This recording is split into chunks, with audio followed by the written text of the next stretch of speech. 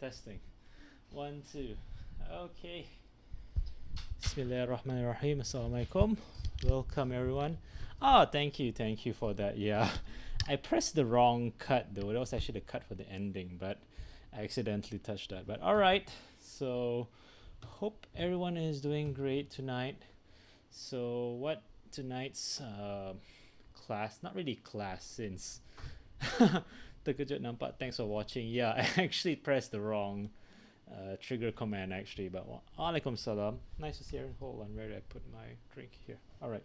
So tonight's just gonna be a very casual, relaxed one where I'm gonna like give a kind of brief revision, and if you all have any questions regarding any particular chapter, please do ask.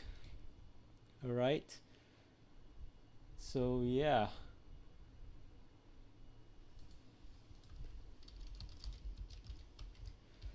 All right, hold on. Okay. So before I go on, briefly chapter by chapter, if you all have any pressing questions or any, subtopics that's just bugging you or anything, do let me know. I'm willing to answer the question for like an hour or so. All right, so let's see. Oh, yeah, hello, mashallah. And wa alaikum salam to those who gave salam just now. All right. Any questions from our viewers right now?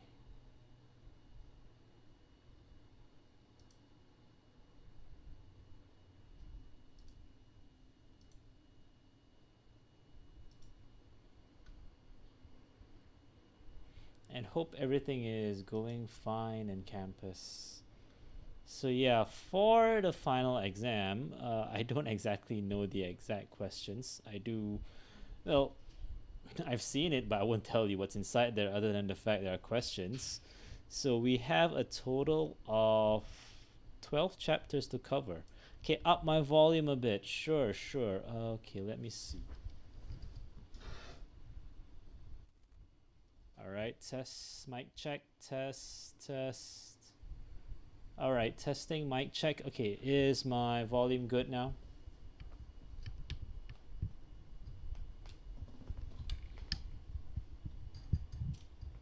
Okay, is my volume good?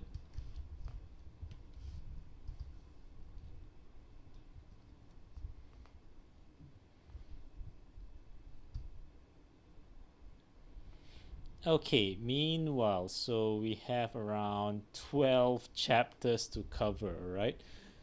There are questions in the final exam. I can't tell you exactly what questions, other than the fact there are questions. So, whatever that has come out in the quiz, well, more often than not, will not come out in the exam. So, anything that did not come out in the quiz, you have to be really, really, careful. So, looking back at what you call this, the syllabus, all right? So there are quite a number of things in the beginning stages that actually have never been tested yet. For example, like, while you have done the morphological description and all the morphemes, but the whole part about word formation has never been covered. And yeah, you can figure out pretty much what's in the beginning. And then everything from grammar onwards, everything is coming out as well. So pragmatics, semantics, yeah. So which particular subchapter shall I start with tonight?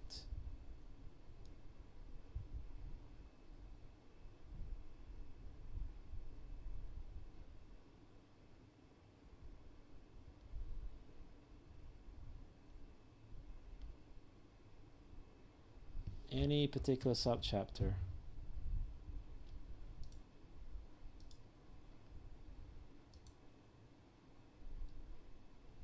Phonology, all right.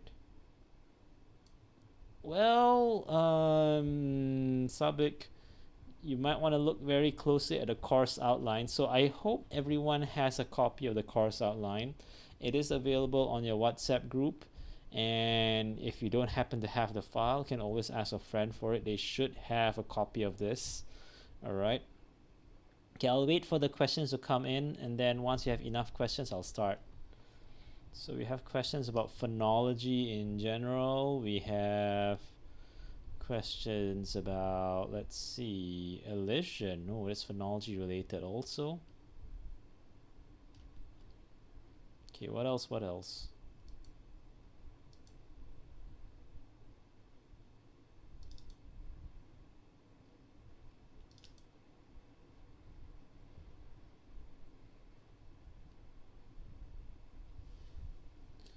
Okay, Hakim, what in particular about phonology would you like to know? Because phonology covers a very wide area. Let's see.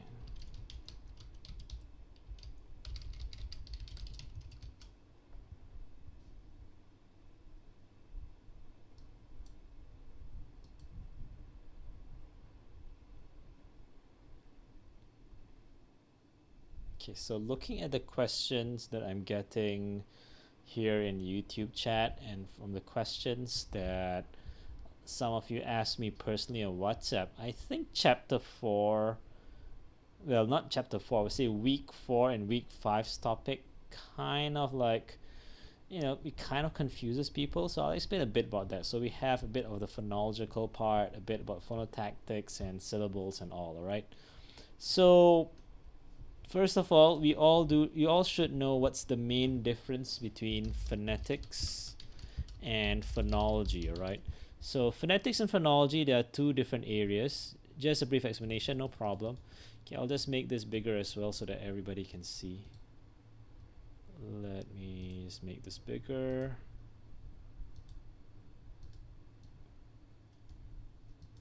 All right, sure, I will explain. So no problem about that.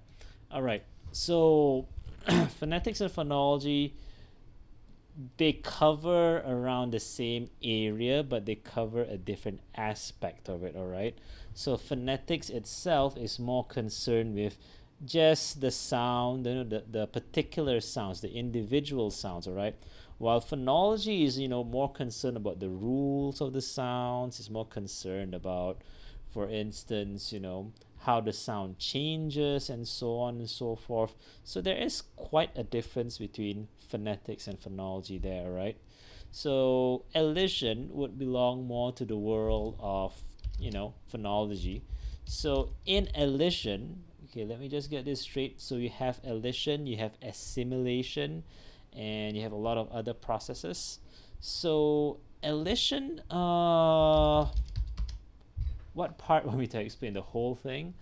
All right, so elision is basically when a sound is removed, okay? So let's say, for example, instead of saying let us, you just say let's. So the vowel sound is elided, all right? Madiha, in a sense, to a certain extent, yes, but not entirely, all right? Here's the thing about short form. Short form is sometimes not elision at all. Sometimes they take it in a very different form. Some short forms are elisions, but not all elisions are short forms, all right? Always remember that. There are some cases of elisions where they're not short forms. You just, due to the pronunciation of people or due to how people pronounce things, you kind of remove the sound just because of the accent or maybe just because of how it's pronounced. I'll give an example, right? Let's say the word sandwich, right? So almost nobody pronounces the D. All right, you just drop the D straight away. Sandwich, sandwich, sandwich, right? So sometimes sounds just get dropped because it's hard to pronounce a particular sound. So it's not necessarily a short form, all right? Or words like, Okay, in the case of salmon, that is not really elision. That's actually a silent letter, all right? Now, the difference between sandwich and salmon is that in the case of sandwich, you're supposed to pronounce the D, except, because of how people pronounce it, they just don't go with it, all right? Whereas in the case of salmon, the L was never intended to be pronounced. So that's a very, very different thing altogether over there. So be very careful, especially now that we learn, the entire syllabus. One of the biggest challenges is, will you get mixed up between the chapters? So be very careful here. It's very easy to mix up between the chapters. And then let's see, thanks for watching. What else? Syllable structure. All right, so syllable structure deals with the whole concept of, onset, rhyme, and coda. All right. How do I explain this in the easiest way? All right. So you have to know that every syllable is divided into, three components. Okay, let's see if I can draw this easily, because I'm not using the Google whiteboard here, so it's a bit different right now. So let's say, for example, you take the word, let's say, cell. All right. So cell will consist of several sounds. Okay, let me get my dictionary here so I get the symbols. So let's say I have, okay, so for the word cell, you have three sounds, which would be s, and then you have, let me just type this out.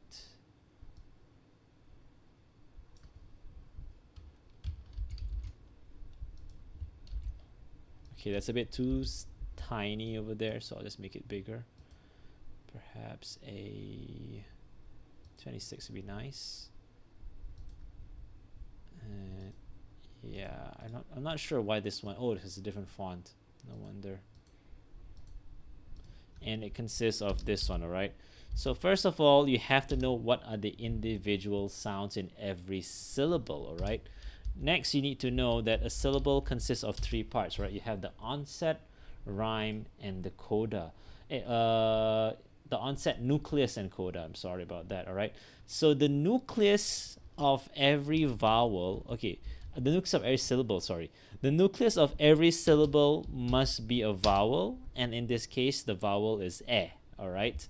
And then the onset will always be the beginning of the syllable, sorry. And the coda will be the syllables, the coda will be the sounds at the end of the syllable, all right? Coda, sorry about that. Okay, simple as that.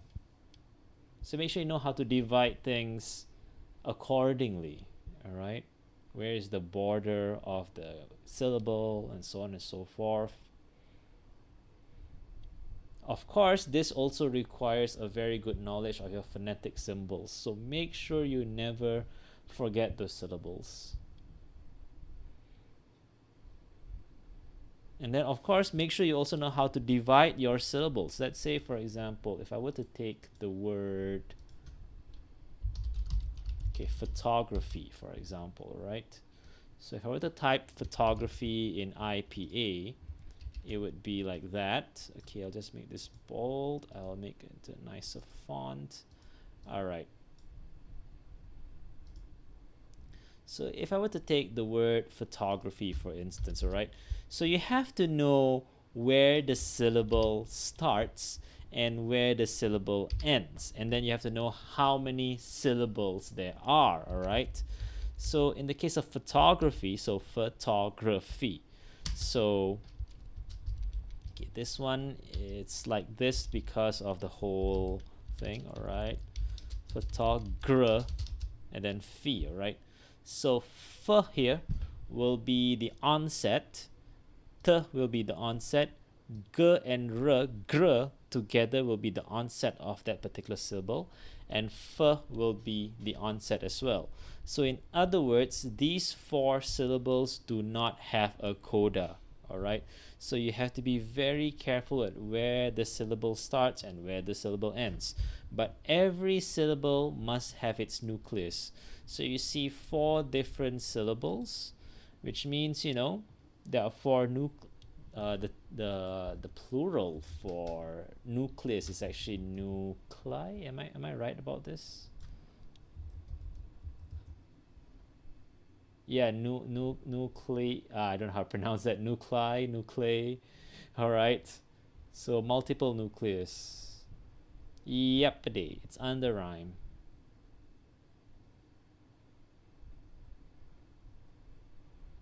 So you have to know how to do that diagram as well. Of course, you need to know that. Now, of course, it gets really challenging when you have words such as, let me think of a word where it's very confusing. Okay, a word like, okay, tomorrow is Tuesday, and then Wednesday. All right. So a day like Wednesday, for example, Again, do not look at the spelling. It might be spelled Wednesday, but you don't really pronounce the letters in the center here, right? So the pronunciation for this particular day is Wednesday. So if I were to transcribe Wednesday, it will appear like that, all right? So Wednesday, oops, where did it go? Yeah, Wednesday will look like this. So when you see Wednesday, the way it's transcribed, you will notice that there are only two syllables, and the syllables, you have Wednes, and then you have day. So here you have w, and then you have and then, oh, sorry about that. And then you have and then followed by n's, and then you have the. So make sure you know where to separate things, all right? Okay. Now, a diphthong is counted as one vowel for the purpose of syllable structure, all right? So make sure you know that this is CVCC, all right? If I were to type this structure-wise, it would be CVCC, and then CV, all right? Remember that even though there are two symbols here, but diphthongs count as one vowel, all right? However, if there are two consonants together, it has to be CC. Do you have to write the slash? Yes, absolutely. You have to write the slash bracket. Definitely. All right.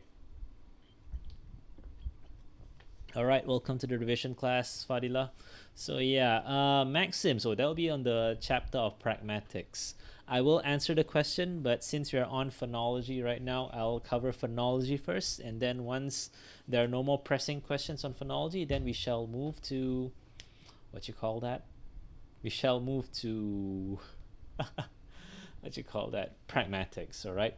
Okay, the apostrophe here is actually for your stress symbol, all right? Which I didn't really cover at your level, so you don't really need to do it. Don't worry. Although when you do your degree, you have to include that apostrophe sign to signify stress. Just because I said apostrophe is to signify stress doesn't mean that when you do the exam, you put apostrophe. Like, I know you might be stressed, but you don't have to emphasize it that way, all right? All right.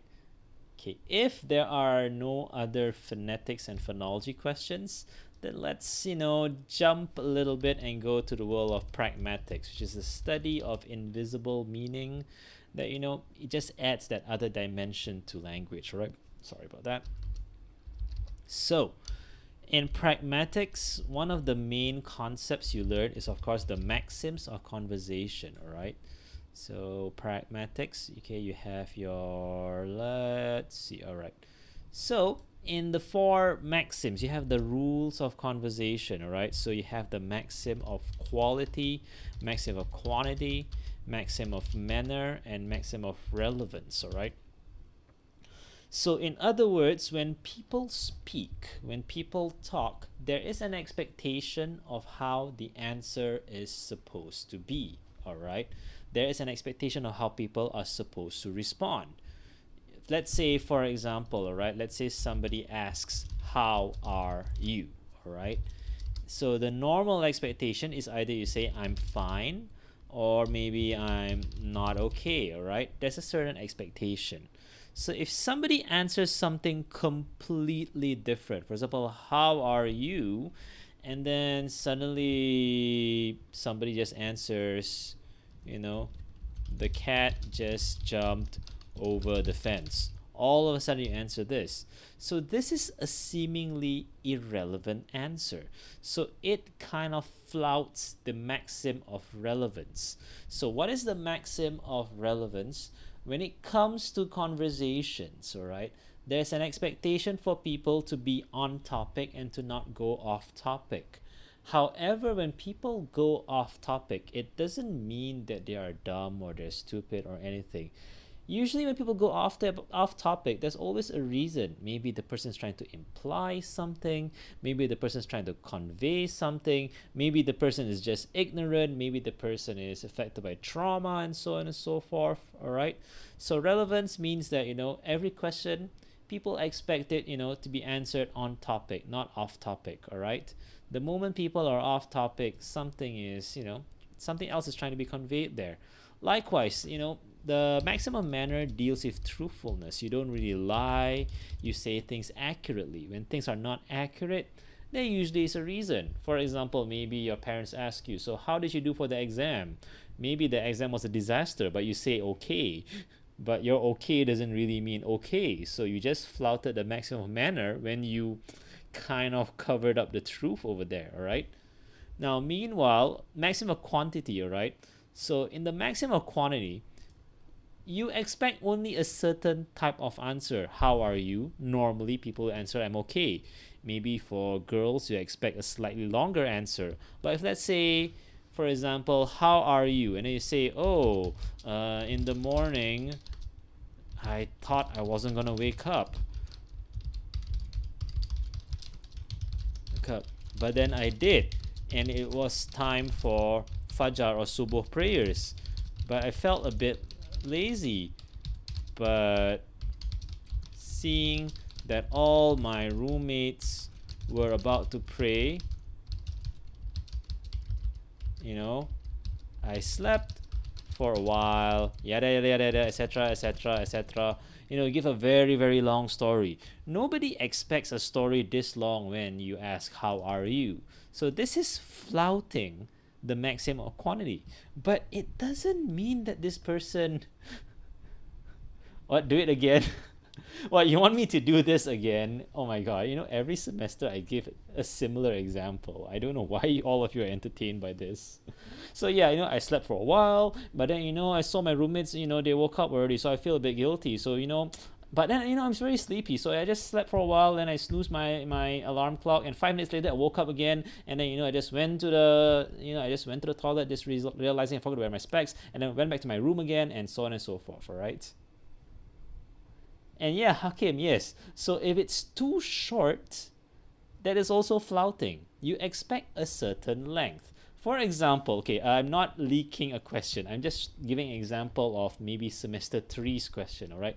So in semester 3, you learn something called the divine source theory, all right? What's the divine source theory? You learn that language comes from a holy source, all right? So let's say divine source theory.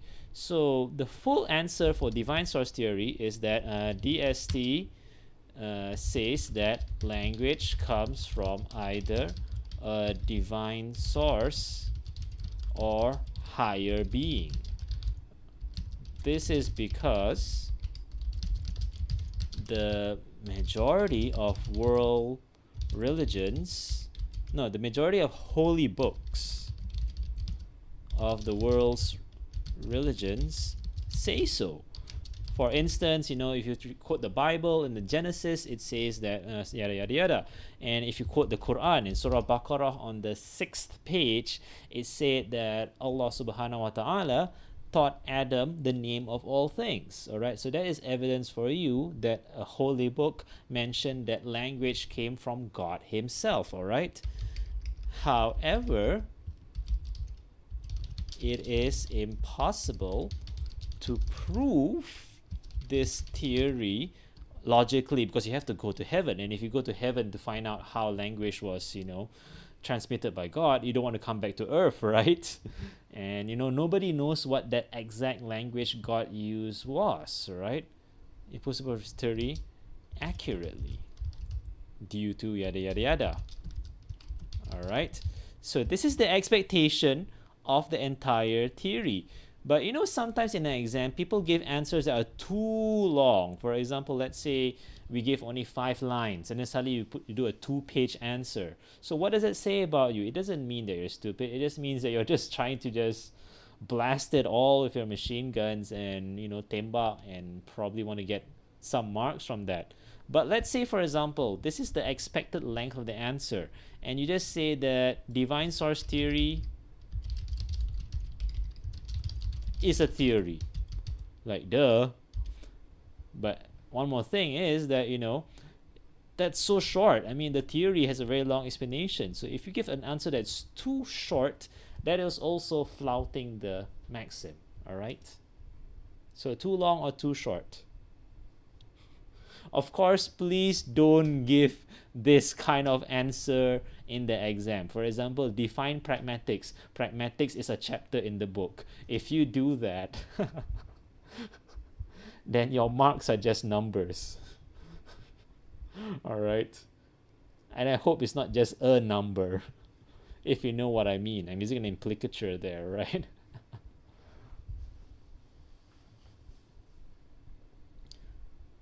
So yeah, I mean that's it. Oh yeah, and then the maxim of quality. You know, you expect the answers to be, you expect the response to be in a certain order. You don't expect the ending first and then suddenly the beginning and then suddenly the climax and all that. You expect a certain order in the answer. So those are the maxims, which is a very general concept that I think everybody should know. And of course, what to answer does depend on your cultural schema at times, or your gender schema, because I know different genders might have different expectations of how it. That is so true. All right, other questions?